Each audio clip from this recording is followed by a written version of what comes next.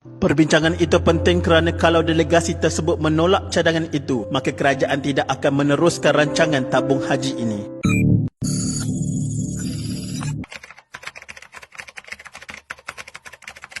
Awal tahun 1950-an, Ungku Aziz ataupun kini Profesor Diraja Ungku Aziz yang merupakan pensyarah ekonomi di Universiti Malaya telah menjalankan satu kajian bertajuk Mobilization of Domestic Savings in Southeast Asia.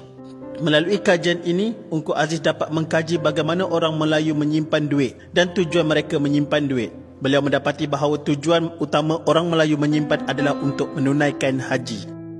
Selain menyimpan duit secara tradisional di celah atap, bawah bantal dan sebagainya, orang Melayu juga akan membeli beberapa haiwan ternakan dan haiwan-haiwan ini akan dijual bila tiba masanya untuk menunaikan haji. Kita selalu dengar atuk nenek kita jual tanah, kebun, sawah, jual ternakan dan sebagainya untuk ke haji.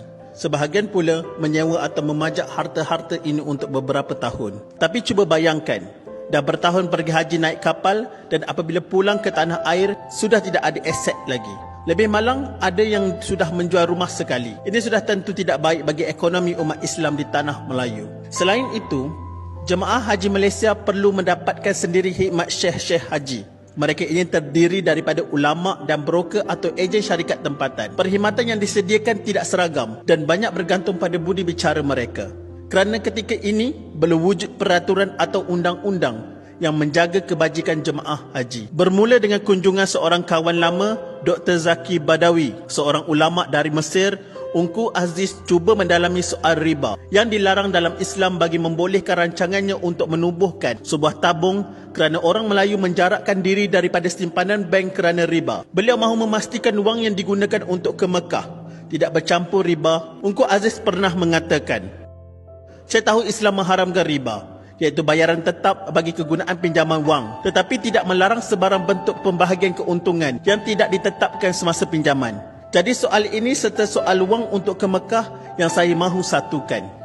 Melihat kepada keadaan ini, Ungku Aziz telah menyerahkan satu memorandum bersejarah bertajuk Rancangan Membaiki Ekonomi Bakal-Bakal Haji kepada Kerajaan Malaysia pada Disember 1959. Memorandum ini mencadangkan penubuhan sebuah badan yang boleh menyimpan wang serta menguruskan perjalanan bakal haji ke Mekah. Tabung ini akan memberi pembahagian keuntungan, bukan pembayaran bunga atau riba kepada penabung. Namun, idea ini tidak dapat dilaksanakan kerana kerajaan Malaysia tidak dapat membuat keputusan muktamad berhubung dengan soal riba. Hinggalah apabila Rektor Universiti Al-Azhar iaitu Syekh Mahmud Al-Saltut melakukan kunjungan ke Tanah Melayu. Setelah menerima memorandum itu, kerajaan telah mengundang delegasi Arab yang pakar dalam soal ini untuk mengadakan perbincangan lebih lanjut dengan Ungku Aziz. Tanggungjawab mengendalikan soal ini diberi oleh kerajaan kepada Datuk Khalid bin Awang Osman. Beliau mengadakan pertemuan yang dihadiri oleh Syekh Mahmud Al-Saltut iaitu pengarah Universiti Al-Azhar. Kepada beliaulah terletaknya kata putus. Hampir 12 orang tiba. Perbincangan itu diadakan di tempat kediamannya dan pada masa itu Allahyarham Haji Wan Kadir, Timbalan Menteri dari Kuala Terengganu, menjadi jurubahasa ketika perbincangan. Perbincangan itu penting kerana kalau delegasi tersebut menolak cadangan itu, maka kerajaan tidak akan meneruskannya. Jadi lama juga mereka berbincang. Ketika itu Ungku memang sudah sedia untuk menjawab setiap yang dikemukakan termasuk pelaksanaannya nanti. Berbagai-bagai soalan dikemukakan kepadanya dalam pertemuan itu. Nampaknya mereka sedar konsep ini belum ada dalam dunia Islam dan akhirnya mengakui ini memang satu langkah yang bijak.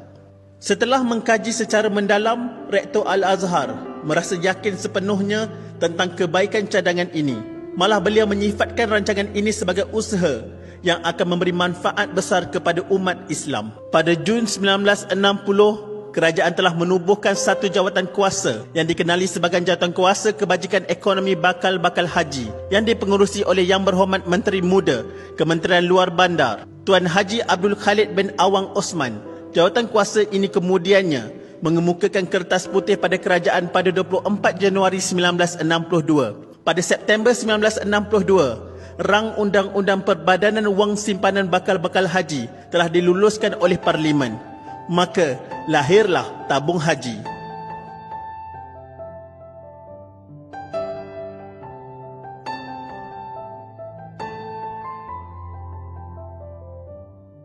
Sekian, terima kasih.